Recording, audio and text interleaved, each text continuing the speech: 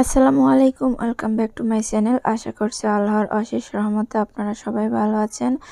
আমি এবং আমার ফ্যামিলি সবাই আলহামদুলিল্লাহ ভালো আছি।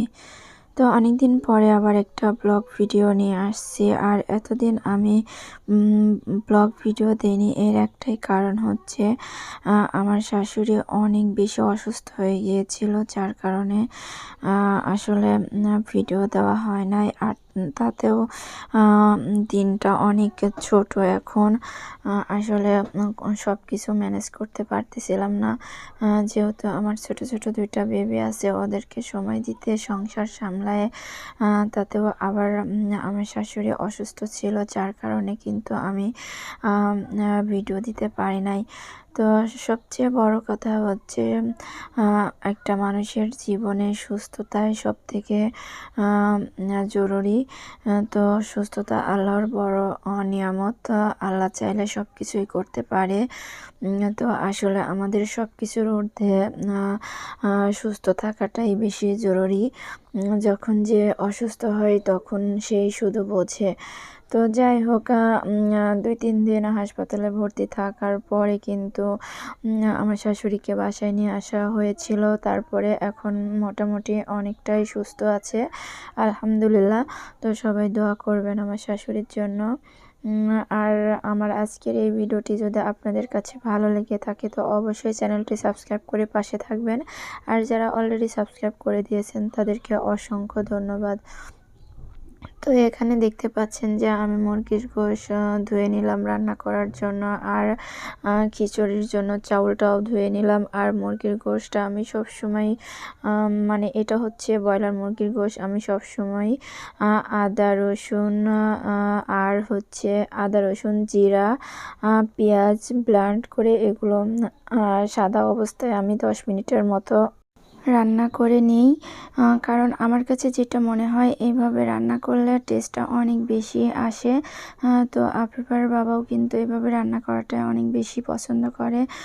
তবে আমি সবসময় এভাবেই রান্না করি কিন্তু তা না, আমি অনেক সময় গোশটা ভেজে নিয়েও করি, টমেটো দিয়ে আবার ম্যারিনেট করেও করি, আবার এইভাবেও করি। তো যখন যেভাবে করি সেটাই কিন্তু আপনাদের কাছে শেয়ার করার চেষ্টা করি। আর আমি কিন্তু আজকের ব্লগটা সকাল থেকে স্টার্ট করছি। তো দেখতেই পেয়েছেন যে আমি সকালে নাস্তাটা রেডি করে তারপরে অনেকটা সময় অন্যান্য কাজ করে তারপরে আবার দুপুরের রান্নাটা করছি। তো সেটা আবার আপনাদের সাথে শেয়ার করছি, কারণ এই মুহূর্তে আমার সারাদিনের বা অন্যান্য কাজ কি করছি না করছি সেটা কিন্তু শেয়ার করা সম্ভব না। কারণ সব কিছুই শেয়ার করতে হলে অনেকটা সময়ের প্রয়োজন, যেটা আমার পক্ষে দেওয়া সম্ভব হচ্ছে না। কারণ আমার আরও ছোট ছোট দুইটা বেবি আছে, তাদেরকেও সময় দিতে হয়। আমার সব কিছুর ঊর্ধ্বে তো আমার সন্তান, তাই না? তাতেও আরও শাশুড়ি অসুস্থ আছে।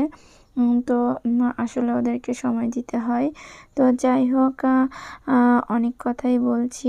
আর আমার রান্নাবান্নাটা কেমন লাগে আপনাদের কাছে সেটা আপনারা কমেন্টসের মাধ্যমে জানাতে পারেন।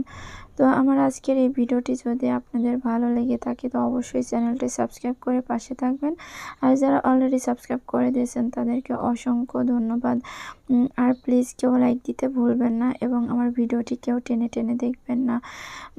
আর টেনে টেনে যদি দেখেন তাহলে আপনি বুঝবেনই তো না আমার ভিডিও আপনার কাছে কেমন লাগে। তো যাই হোক, প্রথম অবস্থায় তো যাই হোক অনেক দিনই হয়ে গেছে আমার ভিডিও করা, তারপরেও কিন্তু এখনও আমার ওয়াচ টাইম পূরণ হয়নি, যে কারণে বলছি সবাই পাশে থাকবেন। আপনারা পাশে থাকলেই তো আমরা সফলতা অর্জন করতে পারবো। তো কথা বলতে বলতে কিন্তু আমার রান্নাটা প্রায় শেষ হয়ে আসছে, আর আমার ভিডিওটাও কিন্তু শেষ হয়ে আসছে।